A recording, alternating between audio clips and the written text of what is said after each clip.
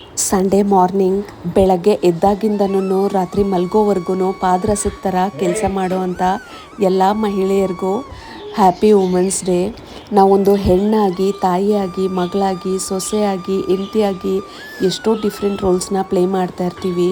ಅಡುಗೆ ಮನೆಯಿಂದ ಹಿಡಿದು ಆಫೀಸ್ವರೆಗೂ, ಮಕ್ಕಳಿಂದ ಹಿಡಿದು ಮನೇಲಿರೋರು ಎಲ್ಲರವರ್ಗೂ ನಾವು ನೋಡ್ಕೊಳ್ಳೋ ಅಂಥ ಒಂದೊಂದು ಕೆಲಸ ಕೂಡ ಅಷ್ಟೇ ರೆಸ್ಪಾನ್ಸಿಬಿಲಿಟೀಸ್ನ ಮಾತಾಡುತ್ತೆ.